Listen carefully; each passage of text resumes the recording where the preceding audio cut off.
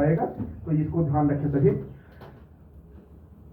अग्रिम विशिष्ट वक्ता के रूप में राजनीति विज्ञान विभाग, दयाल सिंह महाविद्यालय, दिल्ली विश्वविद्यालय के आचार्य डॉक्टर सुधीर कुमार सिंह महोदय हम लोगों के समक्ष हैं।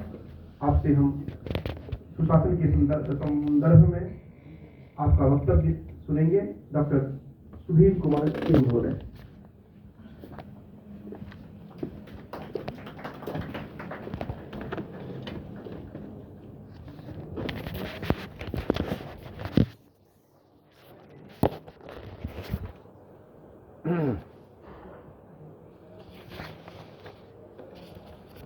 मंच पर उपस्थित सारे विद्वज्जन,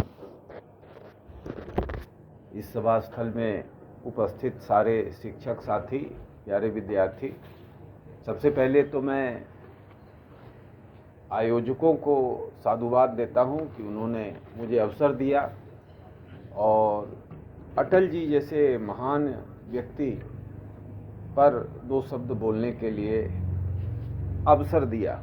ये अपने आप में बहुत ही महत्वपूर्ण है, चूँकि अटल बिहारी वाजपेयी भारतीय राजनीति के एक ऐसे किरदार रहे हैं जिनके बगैर भारतीय राजनीति को आप सिरे से नहीं समझ पाएंगे। उनके व्यक्तित्व को समझना बहुत ही आसान भी है। और कई एक बार हम ये सोचते हैं कि दूसरे विश्व युद्ध के बाद जो दुनिया में 80 देश आज़ाद हुए और उन्होंने मैक्सिमम ने डेमोक्रेसी अडॉप्ट करा, तो उसमें से आज 15 देश भी डेमोक्रेटिक नहीं रहे। वो pseudo democracy, tailor made democracy, Pakistan, Myanmar, China, Korea, Iran जैसे डेमोक्रेसी हो गए। ऐसा क्यों हुआ? तो ऐसा इसलिए हुआ कि सत्ता पक्ष का जो योगदान होता है लोकतंत्र में, वो तो अपने स्तर पर होना ही चाहिए, विपक्ष का भी योगदान उतना ही होता है। और अटल बिहारी वाजपेयी के 70 वर्ष के लंबे राजनीतिक कालखंड में एक भी अवसर नहीं आया जब सत्ता के लिए उन्होंने कोई व्याकुलता दिखाई। उन्होंने एक बार कहा था कि अगर कोई गलत तरीके से सत्ता मुझे, जब एक वोट से शायद उनकी सरकार गिरी थी, एक सत्ता को अगर चिमटे से भी पकड़ना हो उस सत्ता को, तो उससे मैं दूर रहूंगा। तो राजनीति में आदर्श, नैतिकता, हमारे भाई केपी सिंह जी ने अभी विस्तार से बताया कि न्याय की क्या अवधारणा है भारतीय राजनीति में।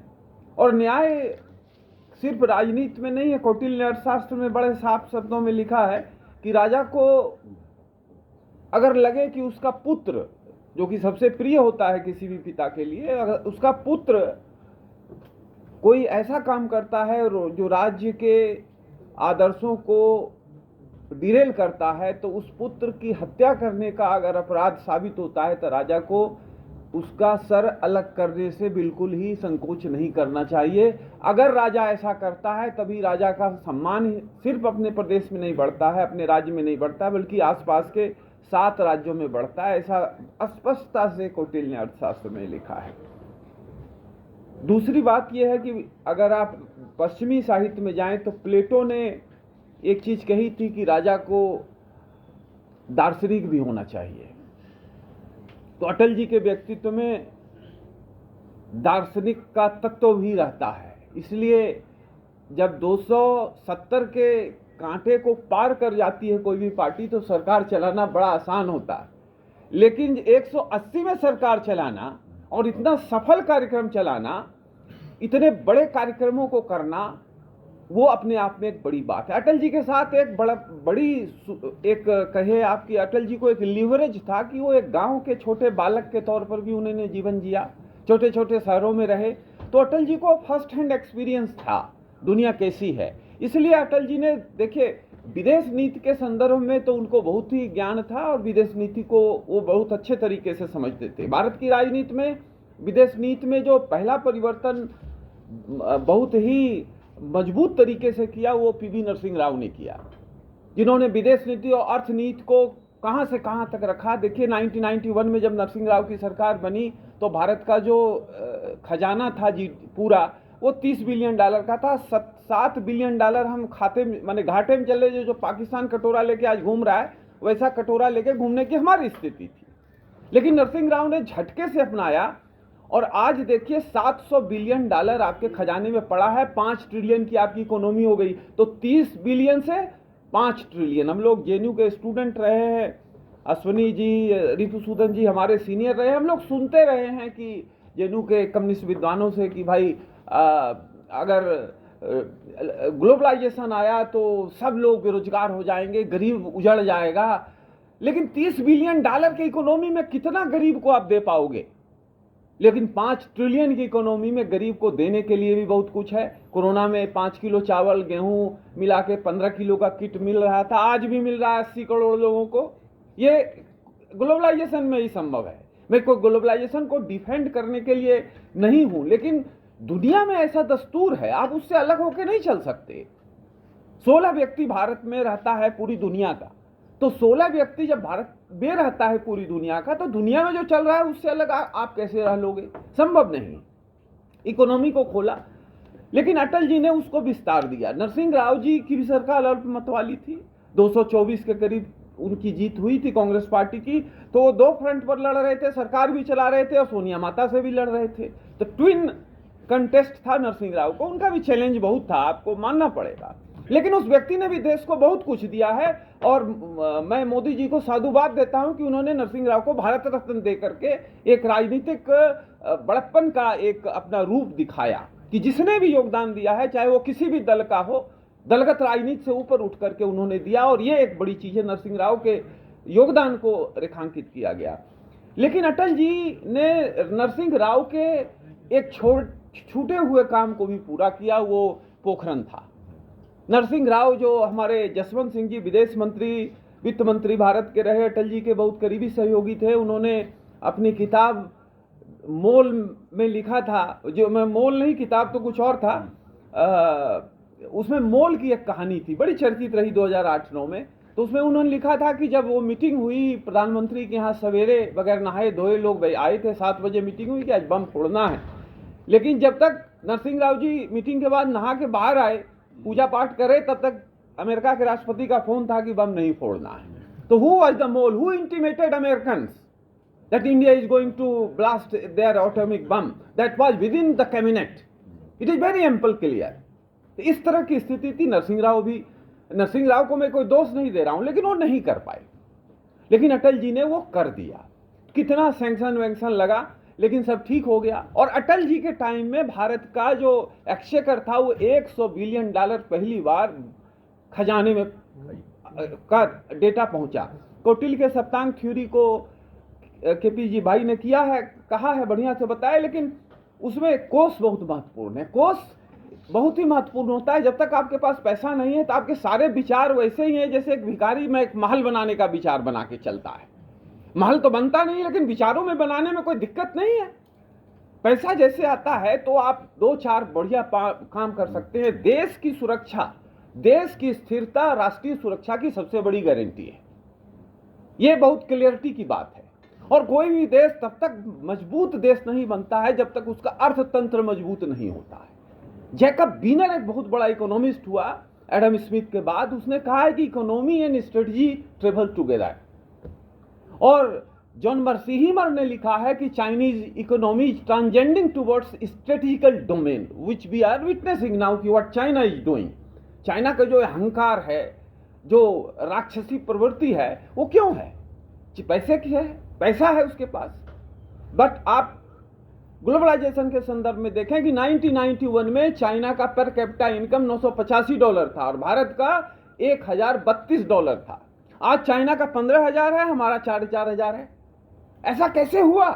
उन विद्वानों से पकड़ के पूछिए जो ये मिक्स इकोनॉमी के दुकान चलाते थे कि ऐसा हुआ क्यों। ये डेटा हमारे और आपके घरों का नहीं है, ये देश का डेटा है। देश अगर 1991 से आज यहां पहुंच गया तो 47 से 91 के बीच में कौन दोषी है देश को पीछे रखने में? इस पर भी मंथन होना चाहिए, इस पर भी रिसर्च होना चाहिए। लेकिन अटल बिहारी वाजपेयी जी ने नरसिंह राव के द्वारा जो एलपीजी प्रोसेस को अपनाया, नरसिंह राव ने उसको कंटिन्यूटी दी और रदर मजबूत किया। यह पॉलिटिकल कंसेंसस की बात है। पॉलिटिकल कंसेंसस, डेमोक्रेटिक डेवलपमेंट के लिए बहुत जरूरी है, डेमोक्रेसी के लिए भी जरूरी है और देश के विकास के लिए भी जरूरी है। दलगत राजनीति से ऊपर उठकर अटल बिहारी वाजपेयी ने, चूंकि देवगौड़ा का जो 18 महीने का कालखंड था, उसके बाद तो अटल जी 6 साल लगभग प्राइम मिनिस्टर 2004 तक रहे, अप्रैल तक, तो अटल जी ने गति दी, उन सुधारों को भी गति दी और ग्लोबलाइजेशन के प्रोसेस को कंटिन्यूटी दी बहुत बड़े पैमाने पर। वो शुरुआती कंटिन्यूटी अर्थनीति के लिए जरूरी था, लेकिन अटल जी ने क्वाड्रिलेटरल स्कीम भी शुरू किया, पूरे देश में सड़कों का जाल बिछाना शुरू किया, लेकिन गांव को नहीं भूले। प्रधानमंत्री सड़क योजना अटल जी ने ही शुरू करी थी। गांव में जो व्यक्ति अंडा बेचता है, गांव में वो 3 रुपया में देसी अंडा बिकता है, लेकिन जैसे वो शहर से जोड़ दिया जाता है, वो गांव वो अंडा 8 रुपये का हो जाता है। गांव में बहुत अच्छी मछली 90 रुपया किलो आपको मिल जाएगी, अगर सड़क नहीं है तो सड़क होते हुए शहर जाके 200 रुपये किलो बिकने लगती है। माने आप कुछ काम नहीं कर रहे गरीबों के लिए, सिर्फ सड़क दे रहे हैं, सड़क से उसको 100% whatever they have to sell to the market, they have to gain double 100% better return out of that one. तो ये चीज अटल जी ने बड़े पैमाने पे किया। देखिए, यूनाइटेड नेशन ने कहा कि good governance has 8 major characteristic. It is participatory, consensus oriented, accountable, transparent, responsive, effective, equitable and inclusive, all while adhering to the rule of law. This comprehensive framework ensures that the voices of the most vulnerable are heard and that decisions are made to address both current and future needs. तो अटल जी ने इन चीज़ों को बहुत ही बड़े पैमाने पर अपनाया। अटल जी एक बात बहुत मजबूती से करते थे और वो बात थी राजधर्म की। और राजधर्म, हमारे रिपुसूदन भाई ने बड़े पैमाने पर धर्म को डिफाइन किया, और धर्म को दुनिया जो है वो बिल्कुल समझती नहीं है कि धर्म क्या है। धर्म को रिलीजन से जोड़ देते हैं, इसलिए सेकुलरिज्म की पॉलिटिक्स और उस पर डिबेट आज भी इस देश में चल रहा है। और जो सेकुलरिज्म जिस सेंस में परपिचुएट किया गया है, लादा गया है, वो गलत है, क्योंकि भारत में तो आदि नहीं अनादि काल से सेकुलरिज्म रहा है। यहाँ पंथ भेद के आधार पर कोई भेदभाव कभी नहीं हुआ। ज्यू, आपको पता है, सबसे पहले ज्यू भारत में आए, ईसाइयों से भी पहले आए, और उनको जगह दिया गया केरल के तट पर, वो बसे वहां। मुस्लिम सबसे पहले केरल में आके मस्जिद बनाया और हिंदू राजा ने उनको जगह दिया। तो ये तो भारत की एक परंपरा रही है कि जो भी भागे। स्वामी विवेकानंद जब शिकागो में 1893 में बोल रहे थे, तो उन्होंने कहा था, since ages India has given shelter to all prosecuted minorities who came from different parts of the globe. आप स्वामी जी का 7 मिनट का भाषण पढ़िए, सुनिए, उसमें साफ कहा है वो पर्सियंस को इशारा कर रहे हैं। पर्सियंस आज 5 लाख हैं, उनकी पॉपुलेशन बड़ी धीमी गति से बढ़ती है, हम आम इंडियंस की बड़ी स्पीड से बढ़ती है। 5 लाख पर्सियंस, 15 लोग जो इंडिया में $100 बिलियन से ज्यादा जिनको प्रॉपर्टी है बिजनेसमैन को, उसमें से आधे पर्सियंस हैं। लेकिन एक भी आदमी, एक भी आंदोलन सोशल मीडिया में भी दिखा दे कि पर्सियंस के खिलाफ कोई आंदोलन हो रहा हो, कहीं भी कोई पर्सियंस के खिलाफ बोल रहा हो, ऐसा क्यों हुआ? पर्सियंस तो हिंदू नहीं है। अगर भेदभाव होता तो ऐसे ही उनके खिलाफ भी होना चाहिए था। नहीं, ऐसा नहीं है। इसलिए कि पर्सियंस ने देश को, भारत देश को अपना देश मान लिया। मातृभूमि, जो सावरकर कहते हैं मातृभूमि और पितृभूमि, वो दोनों मान लिया पर्सियंस ने। आप देखिए, खरब अल हरवी नाम का सऊदी अरेबिया का विद्वान है, तो खरब अल हरवी ने 2015 में बम्बई गजट नाम का एक वीकली न्यूज़पेपर बम्बई से छपता है, तो उसमें उसने लिखा कि मैं अरबियन हूँ, सऊदी अरेबिया का है, लिखता है राजा के खिलाफ, तो ऑफकोर्स उसकी हत्या हो जाएगी, बकरे से भी बुरी तरीके से, तो यूरोप अमेरिका में भागा भागा फिरता। तो उसने लिखा कि मैं उस देश से हूँ जहाँ एक धर्म है, एक भाषा है, लेकिन वहाँ बकरे से भी बुरी तरीके से लोगों को काटा जाता है। लेकिन जब मैं भारत में घूमता हूँ तो मुझे ये समझ में नहीं आता है कि ये देश है कि सर्कस है। यहाँ कितनी भाषाएं हैं, कितना धर्म है, पता नहीं, लेकिन कोई झगड़ा नहीं होता है, लोग आराम से रहते हैं। तो अगर दुनिया को सहिष्णुता समझनी है, टॉलरेंस समझनी है, जो स्वामी विवेकानंद ने भी टॉलरेंस वाली बात को शिकागो में छुआ था, तो दुनिया को अगर सहिष्णुता समझनी है, टॉलरेंस समझना है, तो दुनिया का सबसे बड़ा स्कूल भारत है। ये खरब अल हरवी लिख रहा है, इसलिए मैं किसी इंडियन को कोट नहीं कर रहा हूं, खरब अल हरवी को कर रहा हूं। तो अटल जी उसके एक इपिटोम थे, एक व्यक्ति जो पक्ष विपक्ष का कोई मतलब नहीं है, सब दिल में रहता था, कोई मतलब नहीं है अब उनका सबसे बड़ा दोस्त कौन था? नरसिंह राव। सबसे बड़ा दोस्त कौन था? चंद्रशेखर, जो विपक्ष के दो बड़े बड़े नेता थे, दोनों प्रधानमंत्री हुए, वो उनके बहुत अच्छे दोस्त थे। तो अटल जी का कोई मतलब नहीं था इन चीजों से कि राजनीति अलग है, व्यक्तिगत संबंध अलग है, उसको उन्होंने निभाया। 70 साल की राजनीति में, राजनीतिक जीवन में उन्होंने देश को जितना एक सामान्य व्यक्ति दे सकता है उससे ज्यादा दिया। क्योंकि अटल जी एक सामान्य राजनीतिक नेता नहीं थे जो एमपी एमएलए बन गया और खुश हुआ। 10 बार के लोकसभा सदस्य रहे, 2 बार राज्यसभा बने, कितनी बार बीजेपी के अध्यक्ष रहे, जनसंघ के भी अध्यक्ष रहे, जो 80 के पहले बीजेपी का संस्करण था। लेकिन अटल जी के को किसी व्यक्ति, कोई भी पॉलिटिकल पार्टी का अपोजिशन उनके व्यक्तिगत आधार पर किसी तरह का नहीं था। ये उनकी एक बहुत बड़ी पॉलिटिकल कंसेंसस की एक जीत है और वो लोकतंत्र की जान है। जो मैंने कहा कि 80 साल में जो लोकतंत्र का चरित्र और चेहरा उभरा है पूरी दुनिया में, उसमें भारत एक मजबूत डेमोक्रेसी रहा, उभरा है, जो दुनिया उससे सीख सकती है। 1975 में इमरजेंसी लगा, लोकतंत्र को समाप्त करने का कुत्सित प्रयास हुआ, लेकिन जनता ने उसको उखाड़ फेंका। डॉक्टर अंबेडकर के नाम पर यह विश्वविद्यालय है। डॉक्टर अंबेडकर ने कॉन्स्टिट्यूएंट असेंबली में कहा था कि ये जो डेमोक्रेसी है इसका सबसे बड़ा गार्जियन कौन है? इसका सबसे बड़ा गार्जियन जनता है।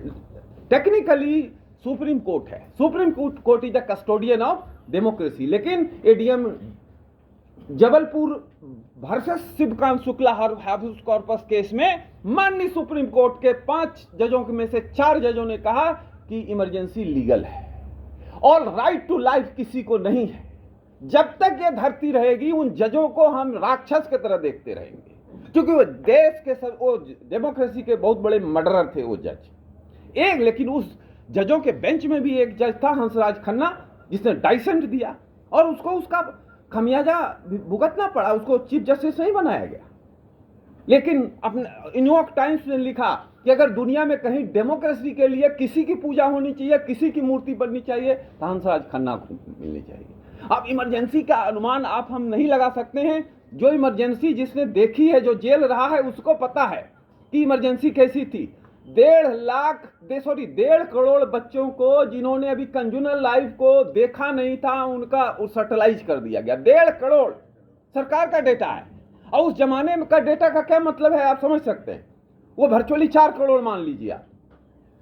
और ये इससे बड़ा ह्यूमन राइट का क्या वैल्यूएशन होता है? जो संविधान लेके चमका रहे हैं लोग, वही इसको कर रहे थे, वही इसको कर रहे थे। अब देखिए, ये चीजें ऐसी नहीं है कि हमारे जो 2 जनरेशन के ऊपर 1975 में जो युवा होगा वो 70-75 साल का होगा, उनसे जाके हमारे बच्चे इंटरव्यू करें कि वो जेल में कम से कम 3 लाख 4 लाख लोग ऑफिशियल रहे थे, कभी इंटरव्यू करिए उनसे, तो आपको पता चलेगा कि किस तरह का उनको तंत्र था। और सुप्रीम कोर्ट का एक चीफ जस्टिस बना एमएच बेग, जो 4 जज में था, तो उससे पूछा गया कि भाई लोग आए केस लेके कि भाई इन लोगों को छोड़ दीजिए, तो उन्होंने कहा, बेग साहब ने कहा कि इनको छोड़ने की जरूरत नहीं है।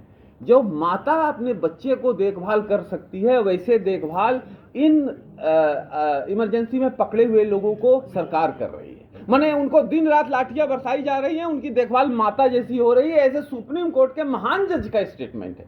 बाद में महान व्यक्ति सुप्रीम कोर्ट के चीफ जस्टिस भी बने। तो अटल जी भी उसमें एक थे जिनको जेल में रखा गया, बहुत लोगों को रखा गया। तो लेकिन अटल जी के व्यक्तित्व पर इन चीजों का कोई असर नहीं हुआ। तो जनता इस देश में बहुत ही पावरफुल है। सुप्रीम कोर्ट मर गया, सुप्रीम कोर्ट गलत तरीके से चला गया, लेकिन आप ये ध्यान दीजिए, हाई कोर्ट नहीं मरा। हाई कोर्ट ने इंदिरा गांधी के मेंबरशिप को रद्द किया। इलाहाबाद हाई कोर्ट के महान जज जस्टिस जगमोहन सिन्हा। अटल जी के व्यक्तित्व को अगर आप दूसरे तरीके से देखें, बड़े पैमाने पर फिलोसॉफिकल स्केच में खींचें, तो कबीर का एक छोटा सा साखी यहाँ रेलिवेंट है। जब कबीर कहता है कि वृक्ष कबहू न फल भखें, वृक्ष कबहू न फल भखें, नदी न संचय नीर, परमारथ के कारणे साधुन धरा शरीर।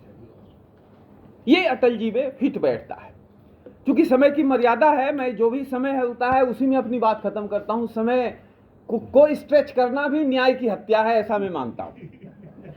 तो अब मैं कंक्लूड कर रहा हूं कि अटल बिहारी वाजपेयी सिर्फ सुशासन की सीमा में बंधे हुए नहीं थे। सुशासन के लिए तो उन्होंने अपना सर्वस्व दिया, लेकिन लोकतंत्र के जड़ों को मजबूत करने का उन्होंने काम किया। आप देखिए उनका दिल कितना बड़ा था। वो लाहौर जाते हैं फरवरी 99 में, एक बस में देवानंद और शत्रुघ्न सिन्हा और सबको भर के ले जाते हैं। बड़ी लंबी चौड़ी चर्चा होती है और उसी समय पाकिस्तान की आर्मी कारगिल हाइट्स में घुस रही होती है।